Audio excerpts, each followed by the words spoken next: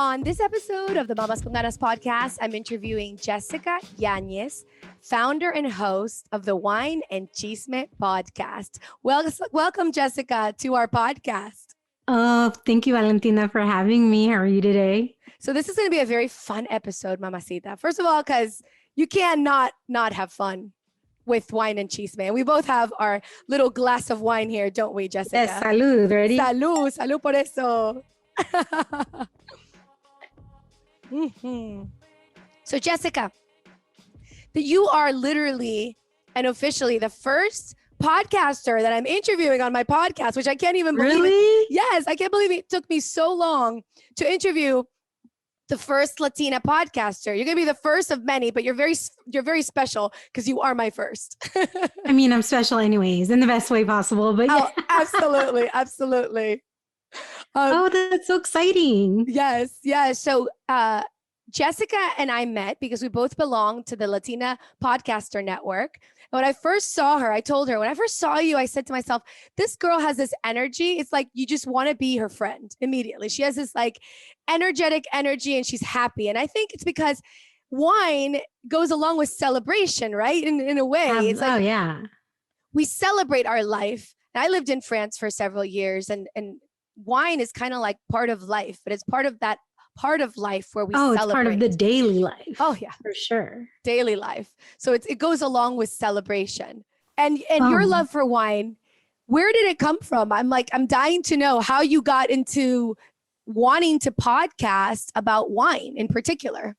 You know what? The seed was probably planted when I was a kid because my parents had converted the garage into a family room plus like another where a laundry room and there was like an extra refrigerator and all that. And my mom used to keep her wine coolers in there and we used to sneak the wine coolers or the boxed wine. Wine coolers, plural. Yeah, wine coolers. I mean, so we were, in middle school, like sneaking like one wine cooler between 3 girls or something. I'm saying that's where the seed was planted. I'm not saying that's where it happened, but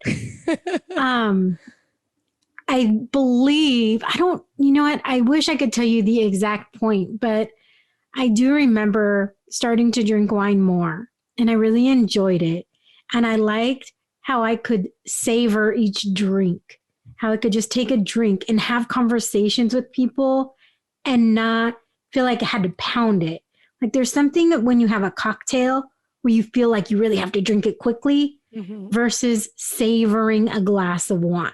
Sipping, like they said, a glass of wine. Because I can say some of the best conversations I've ever had have been over a glass of wine with my girlfriends or with my parents and my family. It's like there is something about that to be said. Like you said, you sip it and you can have like an amount of time and savor that conversation.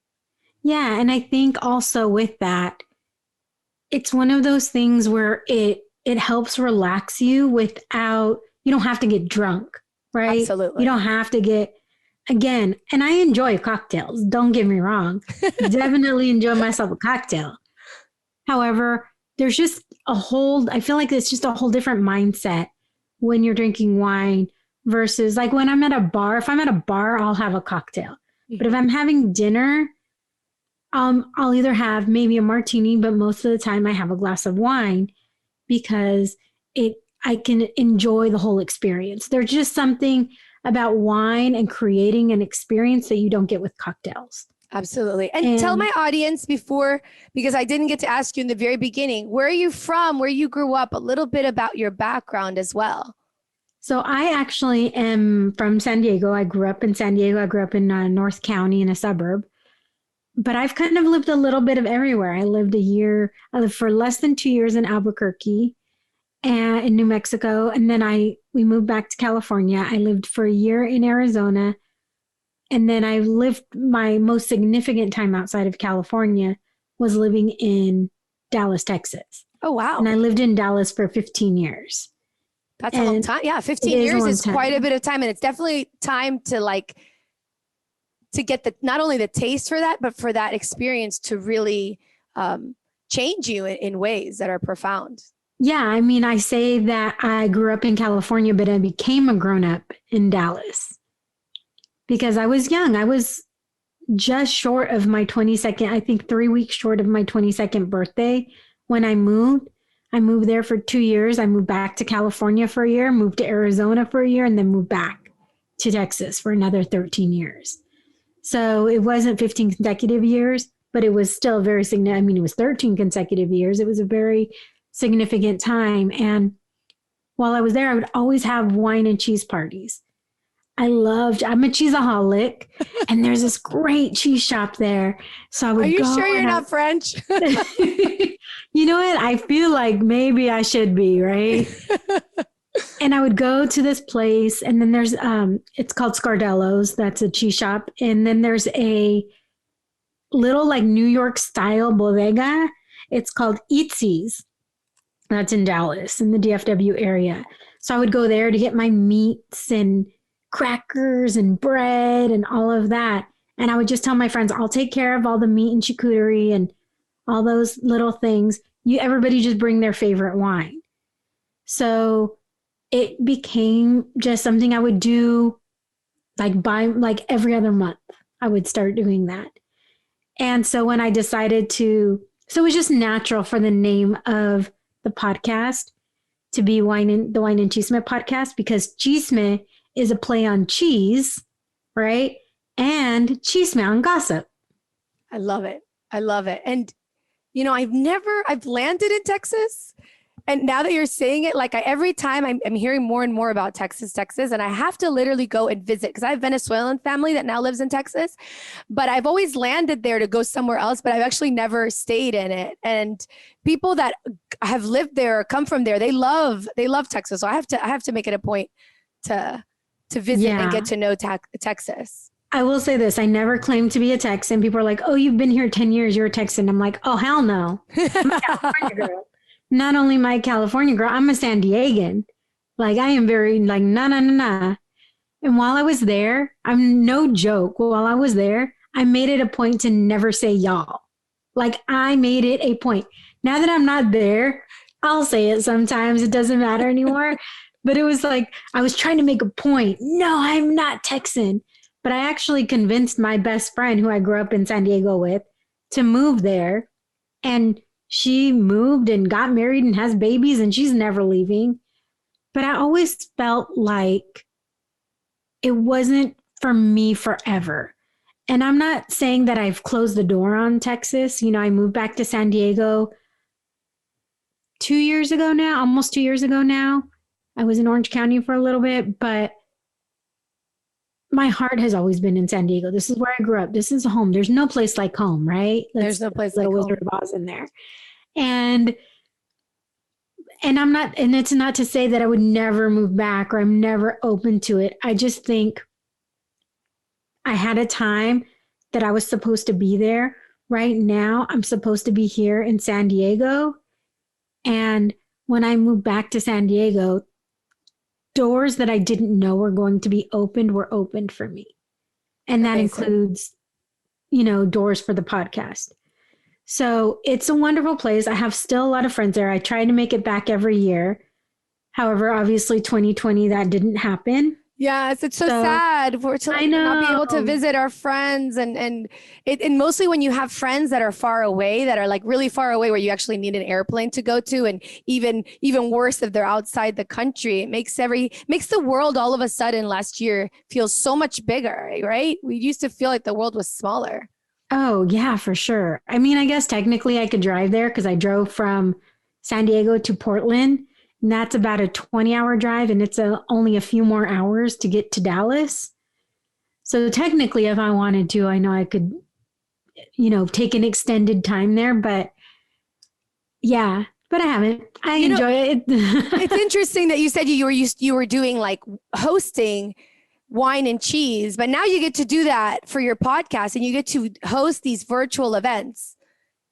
Oh, yeah. Tell them Mamacitas about the type of virtual events that you do, because it's pretty cool.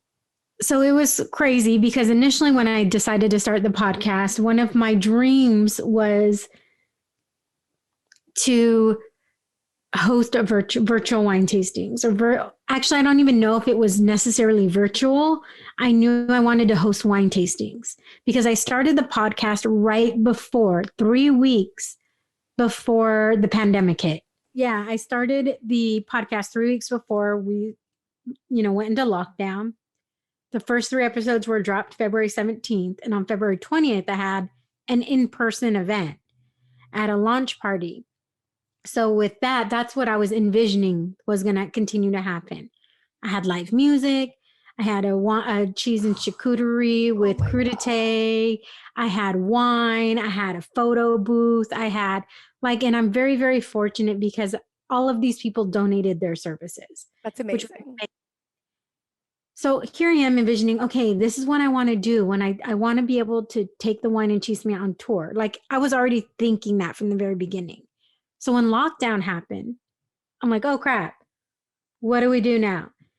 And Zoom obviously has been a savior for many podcasters. Oh, yes. Because we can, interview people from anywhere.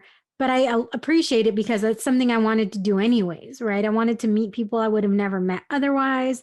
I wanted to have that. So then I started drinking wine, and I was buying all of this wine. Girl, I drink a different wine for every interview, and that can become a very expensive habit. Oh, yes. Mostly when it's good wine. Yeah. So I wanted to figure out who I wanted to support, and I created a sponsorship deck and I created all these things. But ultimately, I was like, you know what? Are there any Latino vintners out there? Are there any Latino brands out there? So I started a Google search, and I found the Mexican American Vintners Association based out of Napa. Wow. So I reached out, and I didn't hear anything for a while. And a couple months later, I heard back, and it was the president Guillermo saying, my wife had been asking me if I'd reached out to you, and I'm so sorry that I haven't reached back to you. Yes, we would love to hear more about your podcast. We would love to blah, blah, blah, possibly work with you. And I was like, oh my gosh, this is so awesome. And I decided to take a road trip up to Portland where my sister lives. And this all comes in Oregon, right? Portland, Oregon? Yeah, in Oregon. And I made a stop in Napa. And so I got to meet some of these vintners, and they took me out, and I had wine and beautiful conversation.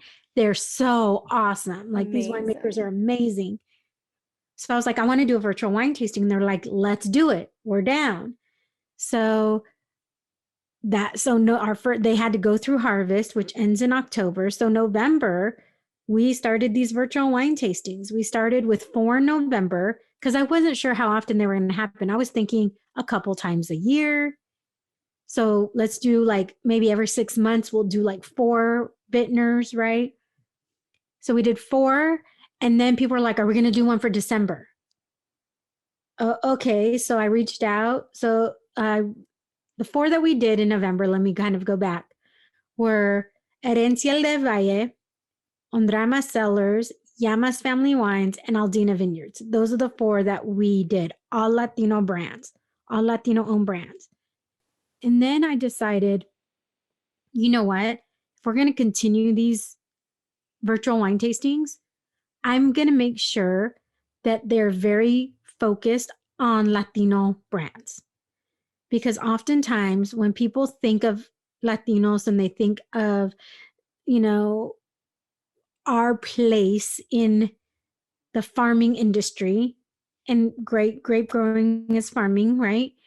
They often think of us as the people that work the land, not own the brand. Yep, absolutely.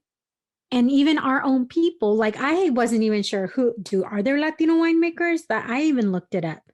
So when I started asking people, like I was taking surveys on Instagram, if people knew that there was Latino winemakers, most everybody said no. They had no idea, even within our own community, Valentina. Even in our own community, people had no idea that there were Latino winemakers. I have to admit, I didn't know. I mean, I started to find out because my best friend lives in Napa, But in reality, it's almost like, yeah, we don't know about our community in the wine industry at all. We think, oh, it's just, the French or the Americans that make it in Napa, but we have no idea. You're right. Right. Because when we go to family gatherings, what's there? It's like tequila. Well, I'm Mexican. I know you're Venezuelan, but in my family, it's kegs of beer or coolers of beer. It's tequila. It's alcohol. Like there's rarely, or it's just cheap ass wine, that they just got. They just picked up. Like they don't know anything about wine. It's true. Venezuelans, we drink really good whiskey and then good rum. But, we drink some wine. I think it's gotten something that we've done a little bit more often, but not, like you said, it's not necessarily like it's developing, but it's not something that people are like, oh, I want a really good wine. Usually people, when you go to somebody's house or you go to a party, you'll ask for like whiskey or rum.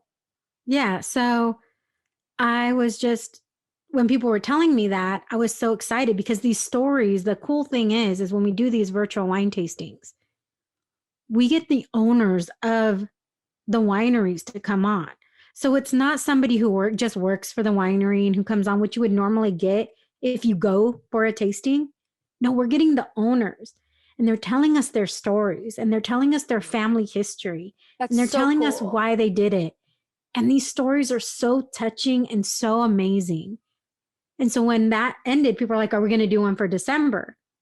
And I was like, oh, okay. And I had already developed a relationship with Seis Soles Wine. So I reached out to the owner, Chris Rodriguez, and I was like, hey, Chris, I know it's last minute, but people want to do a wine tasting for December. Are you up for it? And he was like, absolutely. So we did one for December. People were like, are we doing one for January? So how do we find out? How do I tell my mamacitas? Tell my mamacitas how they can find out about your wine tastings. So every month when we have them, it's on my website, thewineandchismepodcast.com under events. So right now we're not going to have a wine tasting for February because we're having a 1-year anniversary extravaganza. Yes, I love it. I love it. So I was like, that's a lot to ask people to do 2 different things. So let's just have this 1-year celebration. The fact that we've come so far, I ended 2020 with 50 episodes. That's amazing. It's so crazy, like how much this has progressed. And, I'm sure you've had this experience where I've had a couple people like fangirl out on me. And I'm like looking, you're talking to me? No. I love it. I love it. Where, we've been on a call and, oh my gosh, you're the one who does the Wine and Chisme podcast. I love it. Da, da, da, da, da. And I'm like, oh my gosh. I'm going to tell you something that you're going to feel even prouder of yourself because when I heard this, I was like, no way. The average podcast that's opened has no more than 10 episodes. People quit normally after 10. Yeah. So the fact that you had 50 on your first year is amazing. I know. It's amazing. So by the time, let's see, 55, 56. So the 1-year anniversary will be 57. So there was some weeks we had multiple episodes or we had like a 2-parter because it was so long. It was just so good that we did a couple of 2-parters. But yeah, it's so nuts. I can't believe it. And where was like the drive to do a podcast? Like why a podcast? Like, and why on wine? I know you said that it's for celebration, that you like it because it's a place where people can talk and you have deep conversations. But why open up a podcast to begin with? Like, what was your reason, your primary reason for which you said, okay, I need to do this. This is what I envision. So this was actually my 3rd iteration of what I wanted to do. And the initial thing I wanted to do was a YouTube page, which I had started because I was talking to one of my girlfriends and I was saying how I feel like my age, when it comes to dating and when it comes to people talking about dating, my age range is forgotten about. How old are you, if you don't mind me asking? I'm 43. I've never been married. I don't have any kids. I'm Latina. I love to cook and I love sports. So, mamas out there, if you have a good looking guy, send them my way. So you think that for your age at 43 that people forget? Really? I feel like okay, like I'm almost your age. I'm 41. I'm going to be 42. Like what? We're like still young. I don't know. I feel super young. No, we are young, but I also feel we're forgotten, right? Like I'm an exennial, right? I'm a technically Gen Xer, but on that cusp. Yes, me So too. Yes. yeah, we're both exennials. Yes. So, but I always feel like we're always forgotten. Like when, for example, when you watch something like The Bachelor, these girls could practically be my daughter sometimes. I'm like, what does a 21-year-old know about wanting to get married? Please. Or I watch these, or I've listened to dating things, and it's like, you're not even talking to somebody like me. You're talking to somebody who's either way older or way younger. I just felt like this whole middle section that was, I think at the time I was 41 when that happened, when I was thinking about it. And I was doing it with a girlfriend. So we had started it. And then she couldn't make a week, and we were doing it in person. Oh, I can't make it. I can't make it. And I realized, man, I'm having to rely on somebody else so much. I don't want to rely on somebody else. And that's when I shifted my thinking of maybe if I did a podcast, I can actually open up the stories that we tell, and I can do it with somebody different every week. I don't have to rely on one person. The only person I have to rely on Is yourself. myself. And so I started thinking about it and mulling it over. And then I started talking, it's like, let me think about it. And then I started talking about it. And then I started talking to friends who had podcasts, and they're like, do it, just do it. If you're going to do it, do it. Like, don't wait for everything to be perfect, because you'll never do it if you do. I think that's one of the biggest lessons I've learned. Oh yeah. Like perfection is the enemy of good. done. Yeah, the enemy of done. I like that. The enemy of done. My husband says the perfection is the enemy of good. But yeah, it is the enemy of done, actually. Absolutely. Oh my goodness. When we want to be so perfect and then we just never do it. We never get around to doing it. Yeah. Or we start it and we never complete it because we're always looking for it to be perfect. And the initial name was going to be Amor con Labios. I love it. Yeah. Sounds so novela. I was like, it's like yes, so dramatic. Love, because love comes from these lips and these lips. Like, right? And I was like, oh, that's kind of fun. But then I was like, well, maybe people think it's just like a sex, just like a sex one. I don't know. Or a relationship. Well, like mamas con ganas, hello. People but mamas have to have ganas. Come on, let's be real. Mamas have to have ganas. But the Mexicans, when I say mamas con ganas, they're like a lot. Oh yeah, we're thinking balls. Yeah, I know, and you're thinking something else too. Yeah. Okay. Like, let me ask the verb you. Like, mamar. Like, I've had people go that you should change it. You should put an accent on the A, and I'm like, no. Like, I want people to first not forget the name, and two, it's like the people who don't like the name and are offended by it are not my mamacitas to begin with, because I know my mamacita's gonna laugh about it. Yeah. That is so funny. No, totally true. When I heard the name, I started laughing when I heard the name of your podcast, and I was just dying. I thought that was hilarious. But it doesn't take, I don't get offended very easily anyway. That's the best. When you don't take things too serious. Like, why take life? You can't, man. You cannot take life too seriously at all. It's too short. It's so short. Girl, you just never know what. Can you imagine, like, obviously, if we just remembered the 1-year anniversary of Kobe Bryant, his daughter, and the several others that passed. Yeah. You think they woke up that day and said, this is the last day? No, we have to live every day. And sometimes living is just being a lazy bum on your couch, and that is okay. Don't feel guilty if that's what you feel like you need to do as self-care.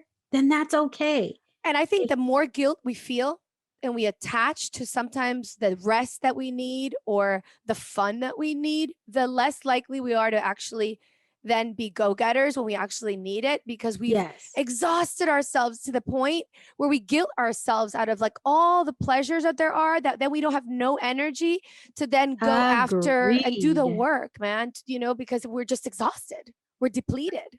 Agreed completely. So yeah, so it went from Amor con Labios to And then I was thinking I had to change my Instagram name to the Wine and Chisme because it was just like my first initial, my last name. Didn't really mean anything. So I had actually changed my Instagram name to the Wine and Chisme before I even realized that was going to be the name of the podcast. Huh. So I just kept thinking, God, the Wine and Chisme, the Wine and Chisme, that just sounds so good. It's And a I was fun talking name. to, Yes. yeah, and I was talking to my friend Pam, Pam Covarrubias from Café con Pam, and we were walking our dogs and stuff. And I was like, I was like, I just keep coming back to the Wine and Chisme. And she's like, well, maybe that can be a segment. And I kept, oh yeah, maybe that could be a segment. And then I kept thinking about it, and I'm like, I think that just needs to be the name of the podcast. I don't think it needs to be a segment. I think it just needs to be the name. And she was like, girl, if that's what you feel, then that's what it needs to be. It needs to be. Absolutely. And she helped me through the whole thing very, because she's been podcasting for years. She walked me through all of the steps, what I needed to do. She designed my logo. She was such an, support system for me. And then when it was time to launch, I started with people I know as far as interviewing. I started with people I know. And then Jessie Medina from Femex Quarters, she was like, you need to have a launch party and you're going to have it here. So she offered her space to have my launch party there. That's for awesome. Free. Yeah. And then I had a DJ who offered his services. I love it. And then I had, Man, I can't wait for the day again to be able to do a party to invite. Girl. Oh my God. Well, okay. So like I just had all of these people just say they believed in me and wanted to help me. And it was really awesome. And when I did my first sit down, I was so nervous because I think people don't realize when you start a podcast, you're opening up yourself to be critiqued, of ridicule. You're putting yourself up out in a public forum. And that can be so nerve-wracking. I did not realize how emotionally exhausting and how emotional I would get about the whole thing. Did you feel the same way when you launched? My gosh, you have no idea. Oh, thank you for saying that, because I don't think I've ever said it like out in the public, but like I was raised in like my family, my mom does not believe in like social media, or she's very private. She thinks that there's no need to be like exposing yourself and kind of showing your life. And then now, her daughter and I end up becoming an actress. So as an actress, I take another persona on. But when I started doing hosting and I'm like, okay, now I'm Valentina on camera and now I have to show who I am on camera.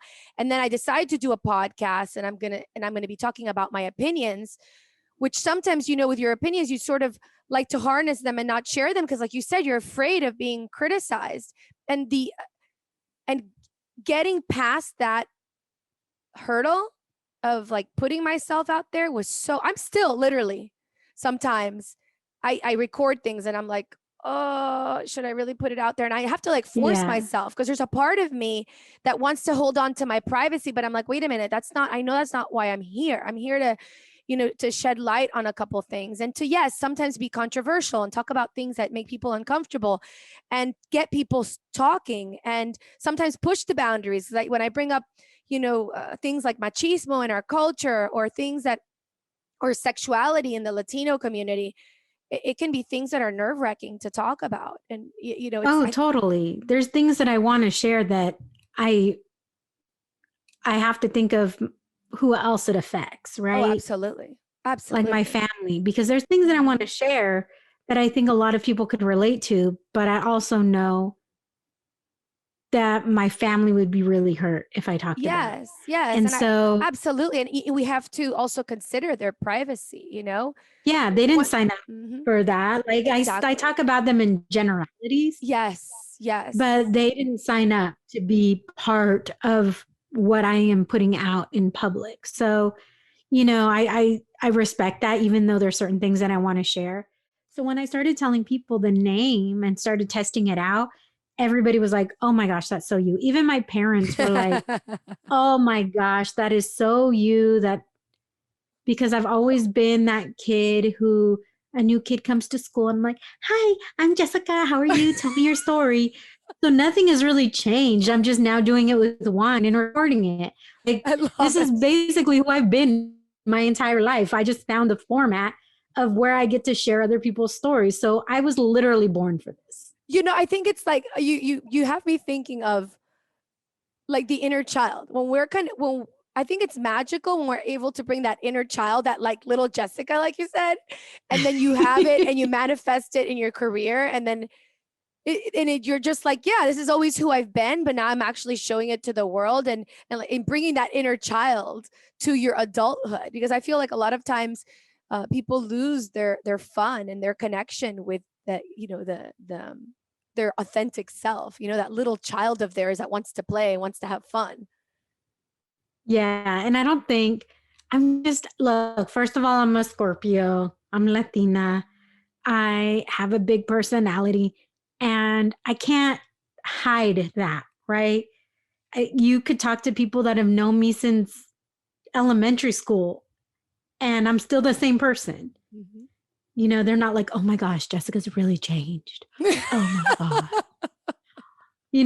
They're like, yeah, that girl, she's still crazy. She's been crazy. She's still crazy. She liked to talk then. She liked to talk now. I love it. So what's your projection for like the future in terms of like what you envision for Wine and Chisme? So the podcast has really been a seed. And I didn't realize this when it happened. And I think I had like visions, and the scary visions, right? Of what I wanted, but it was like, it felt so far away. And now these things kind of feel like, oh shit, can I say that? That's I know I don't curse a ton, but sometimes you just need to throw a curse word out there, right? Absolutely. Where you're just like, crap, this is real and it can really happen. And it's a little scary, but it's exciting at the same time. So I feel like the podcast has been the seed that was planted, and the tree is starting to grow with all of these different branches. One of the branches being the virtual wine tastings. Another branch is, I'm working on a virtual wine club that you get wine every month, and we have a virtual wine tasting every month. Oh, that is so much fun. I belong to some wine clubs already. And and the thing is, a fun day when you open up your package. Right? It's, oh my gosh. But also a lot of wine clubs, they don't send you every month. They send you like once a quarter. Yes, that's every true. 6 months. Mm-hmm. And so you really are only averaging 1 bottle a month, right? Mm-hmm. Versus getting 2 to 3 bottles a month, having a virtual wine tasting that you can be part of every month, getting discounts to the like that stuff. Like, so I'm working on all of that right now and working on the partnerships. I'm also working on I've been putting together a list of Latino winemakers, a complete list, because I've seen lists, but they're not complete, because I'm like, you don't have this one on there. You don't have this one on there. So right now I have about 60 Latino winemakers not winemakers, because there are Latino winemakers, but who they work for are not Latino owned brands. I'm talking Latino owned brands that I'm putting together. So I'm putting together that. February 17th is the 1-year anniversary. So we're having a virtual party. So we're going to have a live DJ. We're going to have prizes. How can somebody sign up for it? How can somebody sign up for that? Just go to the website, thewineandchismepodcast.com, and go to events, and you can register there. Or you can go to Instagram. The link is in my bio. You can register there. I'm at The Wine and Chisme on Instagram. So, but either of those, you can register. You have to register in order to get the link anyways, and it only asks you for your first, last name, and email. That's it. And so you can qualify for the prizes. We're also launching merchandise, girl, you're on fire. Merch. We're going to have a pre-sale starting on the 1-year anniversary, starting February 17th. And there's going to be shirts, hats, hoodies, like the zip up. Okay. Cause look, I am a girl with curly hair and I do not like pullovers. Right. And if you're a girl and you do your hair, the last thing you want to do is pull a sweatshirt over your hair or your makeup. So it's zip up. So it's a zip up one. It's a unisex one. Wine glasses, coffee mugs, and then the premium item is going to be a wine bag. So it's a vegan leather wine bag that holds God, 2 so cool. bottles of wine. It holds 2 wine glasses. It has a charcuterie board, napkins, all of that in there. And it's gonna have the wine and chisme logo on it. Oh my God, it's like perfect for like picnics and Valentine's Day. Yes. So you know what? The reason I did that was because at the beginning, when I was doing these interviews when you could still do them in person, I was having to haul the wine glasses, the wine, everything separately. And I was like, why is there not something that I could just put this all in one bag? And I was finding stuff on Amazon, but I just wasn't liking some of the stuff that I was finding. And I was like, you know what? One day I'm going to do that for the Wine and Chisme podcast.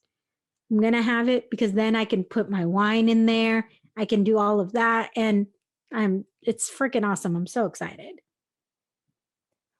I have a question for you, Jessica, because you're like such a person who I see envisions something and then just makes it happen. Where do you think you got that from? Because I feel like a lot of people, they get stuck in like they have these ideas of what they want to do and they have these dreams and they envision it, but then they can get stuck in that like, oh, but that only happens to other people, or I'm not able to do that. Like, where do you find like where did that come from? That ability to just say, okay, this is what I envision, this is what I'm going to go after.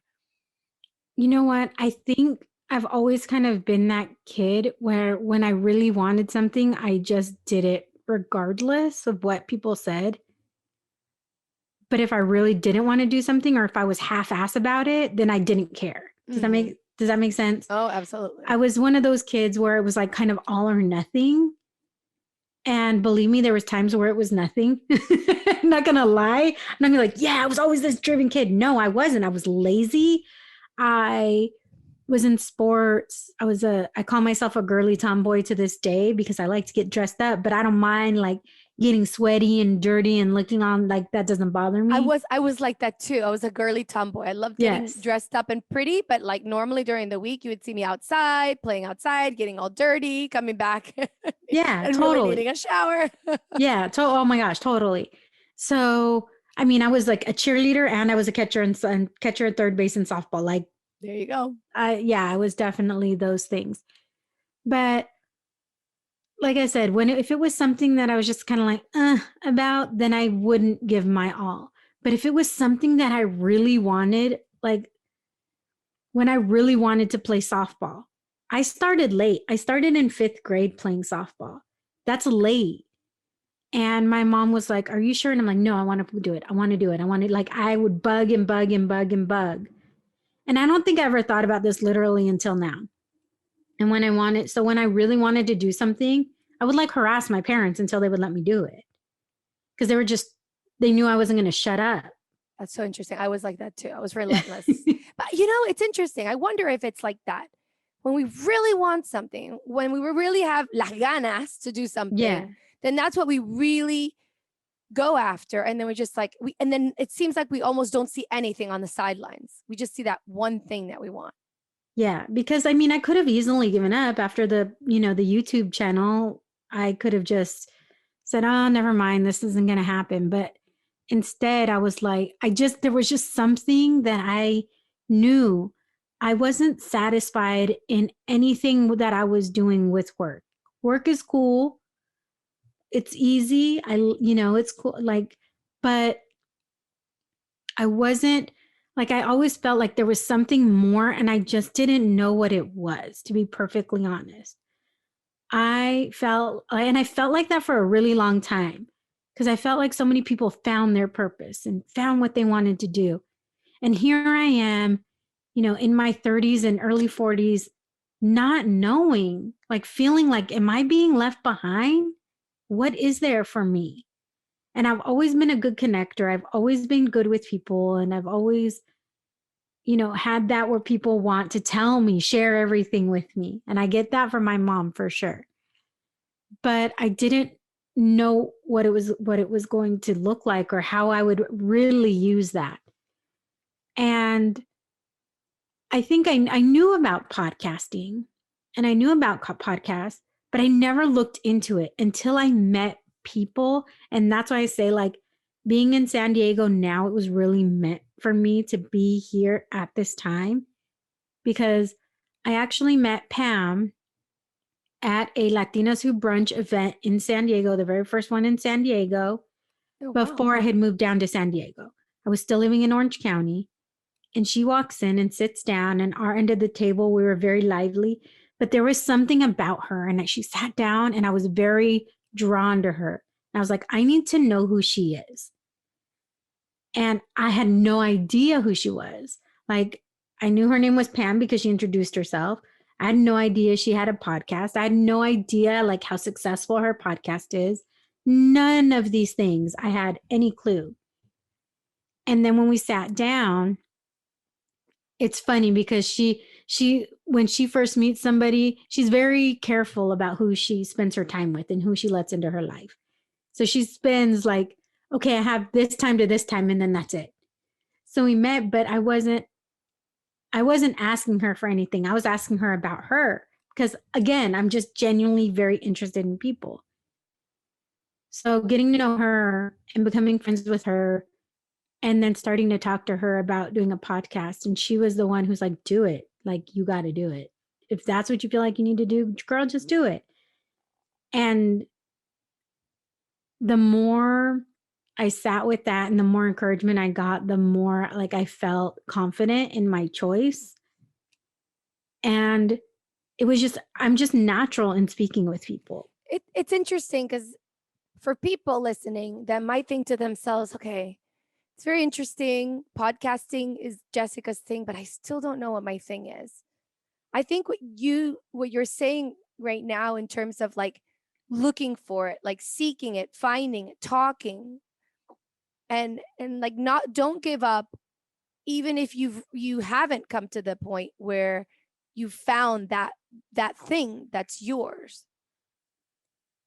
No, absolutely. You know, like it's kind of like, okay, if you don't know, well then experiment, well they'll look, then join a club, go out. Like nothing just comes and like sits in your lap. You sort of have to go out and find it.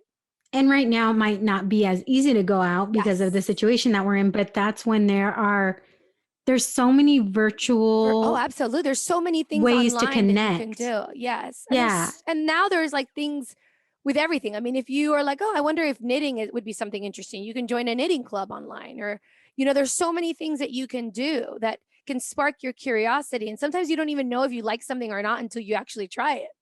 You can't say no to anything unless you've tried it, you know? So, but yeah, but again, I was in my 40s and I'm thinking, what the fuck? What is my life supposed to be? Really, truly, I thought that. And I had a lot of times where I cried, where I was like, is this where I'm supposed to be? Now, I did feel once I moved back to San Diego, I'm not going to like, it just felt right. Like everything connected. I was attracting people that into my life that I feel like really I needed in my life, and felt like that it could be a really reciprocal friendship, right? Because oftentimes we keep friendships in our life that are one way. Yeah. And a true friendship, it doesn't need to be reciprocal 20 all the time, but I know that if you need me, I'm going to be there. And if it's 6 months, a year, 2 years down the road where I need you, you're going to be there. Yep. Right? It needs to be a truly reciprocal friendship where you're not constantly giving, or that other person's not constantly giving. Yeah, because sometimes, like you said, it's not always completely reciprocal, because one person might be in their valley, and then the other person makes that person stronger, lifts the other person. But when it's in a relationship where it's always, like you said, you being the giver and then never feeling like you can call them when you're in when you're in the bottom of the well, then that's not cool. Yeah. But I just felt like everything hit when I moved back, and starting the podcast, I've never felt like I'm supposed to do something more in my life than I've felt since I started this podcast. I didn't know I was going to feel that way. That's amazing. I didn't even know if I was going to be good at it. Right. Yeah, because there's so many things that we fear when we start doing it. Like, are we going to sound like an idiot? And, am I going to be, when I hear, and we get better at it too. But like, I learn every single time I listen to myself back. And I'm like, okay, I made a mistake there. Usually it's the mistake is in Spanish, but I'm like, okay, they're going to judge me for saying that wrong, whatever. My Spanish has gotten way better because I've had to force myself to increase my vocabulary. Yeah. Oh my gosh. Nobody ever starts out perfect. That's the thing. No. People want to be perfect before they start, but you get good as you go along practice is the mother of all skill, Yeah. It's absolutely true. Like you said, you get better and you get better and you learn how to listen and you learn. Like, I like my conversations to feel like people are on the fly, like they're the fly, on the wall listening to two friends talk. Mm-hmm. Right. That's why I like to hear. Wine helps the relaxation. But not everybody drinks wine, right? A lot of people do. Not everybody does. And I'm fine with that. I don't force people to. I do because, hello, it's the wine and chisme, and it's a hard job. But it's so hard, but somebody's got to do it, Jessica. Somebody's got to do it. No, and and I've increased my skill set because I'm a one-man band. I'm the producer. I'm the editor. I'm the host. I'm the booker. I'm the everything. And I could not love what I do more when it comes to that stuff. There's times where I'm like exhausted and I'm tired. And that's, I think, when you find something that when you are like, you just would rather, you think any other thing, I would rather be sleeping, but I'm going to do this because I love it. You found it. I know. That's so true. And is there anything that you wish somebody would have told you, like a learning lesson that you're like, man, I wish somebody would have told me this, or maybe that one thing where you really think this is really instrumental. Like, I've learned this in this journey so far. With the podcast, no, because I feel like I had a lot of support where people were constantly like, you're going to realize you're going to get better and you're going to get this. I feel like I had a lot of support, but just in general within life, I feel like we're not told enough that we may not find our purpose in our 20s. We may not find, I feel like we have cultivated this mindset of, well, if you don't go to college, you're not going to find a good job. If you don't find your purpose, like, what 18-year-old truly knows what they want to do for the rest of their life? Not many. There's a few that do, a lot. So oftentimes if you're a lawyer, want to go to law school, or you're a doctor, you want to become a doctor, something like that, then maybe that early. But even then, I know several lawyers that thought their entire life they thought they wanted to be a lawyer. Once they practiced like 5 years and they were like, I'm out, I'm done. I don't want to do this anymore. Yeah. Or I have friends who are like in their in their 40s, and they started law school. They were like, oh, this is what I want to do. So it comes, and it can come. It doesn't necessarily have to come in your 20s. Yeah, I wish we talked about that more, that your purpose or your career, you don't have to figure that out so young. We don't have, this life is a journey, and journeys continue, and journeys, like our journey does not come to an end until we're no longer physically on this planet, right? Absolutely. That's when that journey comes to an end, and whatever happens after that, whatever you feel like happens after that, is a new journey on a different plane or whatever. But we always want more, and that's something that even I'm working on. Is I'm really happy with what I have. I'm really happy with where I'm at. I would love to be able to shift everything over. Like, my dream is to create a media company, because for the Wine and Chisme podcast, it's not super targeted to Latinos, although that is my largest audience. It is I decided to create it because I wanted to amplify voices across the BIPOC community or the BIPOC community. Can I you wanted it to be a tell us, my reflection. audience, in case they don't know what that means, what is the BIPOC community?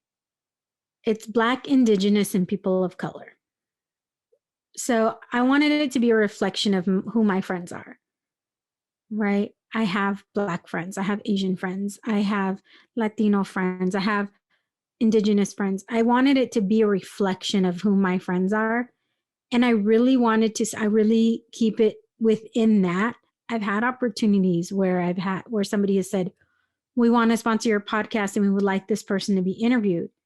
And I've had to say, this is not who my audience is. This is, and I didn't straight out say, you're trying to pitch me a white, cis, older gentleman. So no, but I've said it in a really nice way, like, oh, well, I'm very specific in regards to who I interview. Because there are a lot more opportunities for the white community or the Caucasian community, a lot more platforms, a lot more opportunities than we have within the BIPOC community. And like I said, it's very important to me not only to do that, but now also highlighting these Latino winemakers is very important for me to share that as well. So I've become very specific, and it would be a dream, my like ultimate goal and dream. And it's really scary to say out loud, but say it, girl. I feel like the more I say it, the more it becomes reality, right? Is to create a media company that focuses on BIPOC podcasters and creators. I would love to be able to have a building where there's several podcasting rooms, where there's maybe a room where people could create video in. And we have, editors and producers, and say it like a real media company, but it's only focused within the BIPOC community. And to be able to do that and to shift all of my energy into doing something like that, where that is my job, or that is where I'm making my money, that would be an ultimate dream for me. I love it. And if a podcaster doesn't want to come into the thing because there's somebody across the country, that's cool. Like, we still have producers and we still have editors and we still have, all of that. But our voices collectively are stronger than our voices individually. And I want to create a space where we can all come together. That's beautiful. So that's my dream. And so it is. And so it is. I can't wait to follow you on this journey and to see like all of these things that I know you're going to manifest. Because like you said, when I do something, I set my mind to it, and that's what it is.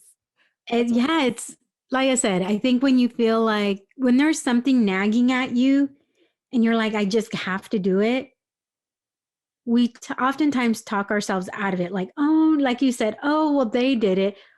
Girl, I am literally nobody, right? Like, I am nobody more special than you or more special than anybody. We're all special. We all have gifts to bring.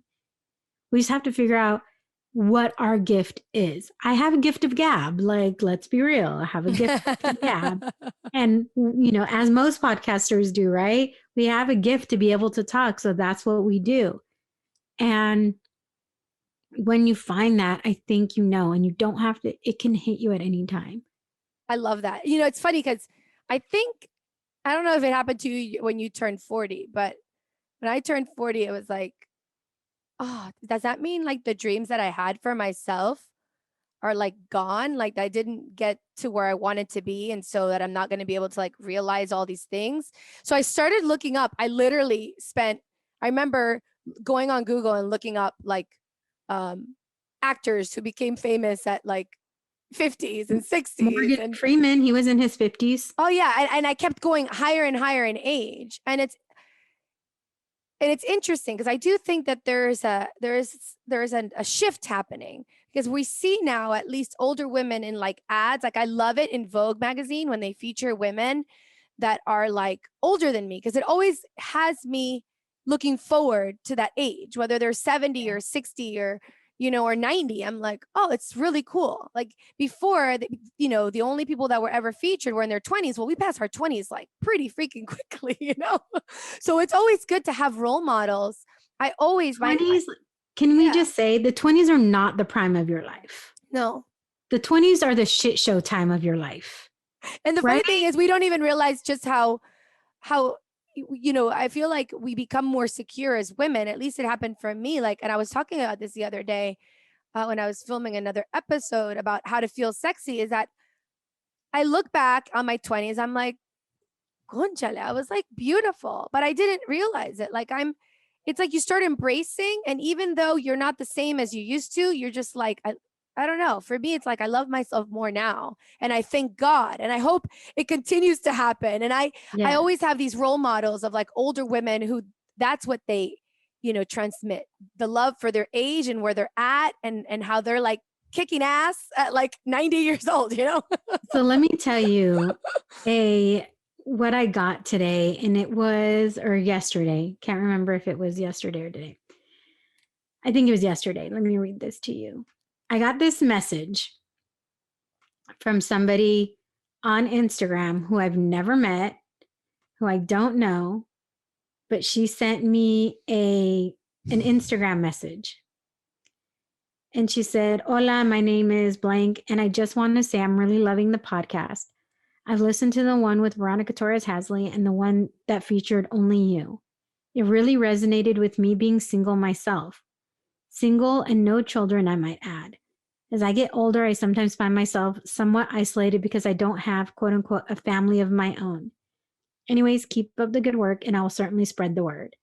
Wow. I was like, oh my gosh, because I talk freely about being in my early 40s, never been married, don't have any kids. And so what I responded to her was, thank you so much for the kind words. It really means a lot. Yes, as single girls need to remember how valuable we are regardless of our relationship status. And then she said that she's 44 and, she was just sharing with me some more information, but it's important that we don't forget that. It's important. You don't know who you're going to touch by your word. Oh my gosh. Absolutely. Absolutely. And it's interesting that you said the thing about being a mom and not being a mom, is that when people are trying to force me to put the accent on the A to make it go from mamas to mamas, I was like, no, like, I don't want to exclude the women that don't have children. This is for the mamacitas. We're all mamacitas. And so I was like very adamant, because I was like, no, this is like, I want to be able to motivate and to inspire anybody, not just mothers out there, because I feel like I have people that I look up to that are, entertainers, or they're motivational coaches, and their life is completely different from mine. And just because they don't have children doesn't mean that they're not a beacon of light and inspiration for me, even if I'm a mom. I feel like, we can come from different sides of the world and still find things in common with each other as human beings. Absolutely. And that's why it's so important to, lift one another up, amplify each other's voices, share each other's stories, because we all have a different voice. We all have a different journey. We all have a different experience in our life. And there's some people who will listen to it and be like, I have no idea what she's talking about, but I can appreciate the experience. Exactly. And then there's going to be some people who are like, oh my gosh, I feel like she's talking about, I feel like her life is my life. Mm-hmm. And we cannot invalidate anybody's experience because it's not our own. Absolutely. And that's what I really want to share. And I know what you want to share as well. Yay. Thank you, Jessica, for being on the podcast. Thank you, Valentina. Mamacita, go and check her podcast page, the Wine and Chisme. The Wine and Chisme podcast.com. I'm on all of the platforms. So I think I'm in the process of getting on Pandora, but Apple, Stitcher, iHeartRadio, Spotify, all of those things. And you can find me on Instagram at the Wine and Chisme podcast. Or no, Yes. at the Wine and Chisme. No podcast on Instagram. And celebrate her 1-year anniversary on February the 17th. Yes, it's free. Come, you might win a bottle of wine. Who knows? Too much fun. Fun. Thank you, Jessica. Besitos. Muchísimas Suerte gracias, Valentina. y muchísimo éxito.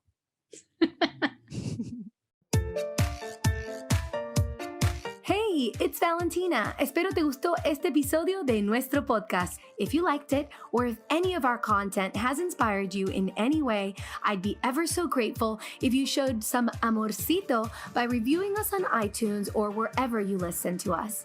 Every single review will help us reach more mamacitas so they can live their life con muchas ganas. It's because of you, our listeners, that we're able to create contenido para otras latinas. 1,000,000 de gracias por suscribirte, escuchar y compartir nuestro podcast. Si tienen preguntas, comentarios y más, pueden visitar nuestra página web mamasconganas.com or follow us on social media at mamasconganas. You can also write me directly at info@mamasconganas.com. Hasta la próxima, es Valentina recordándote, don't be a mama con drama. Let's be mamas con ganas. Besitos.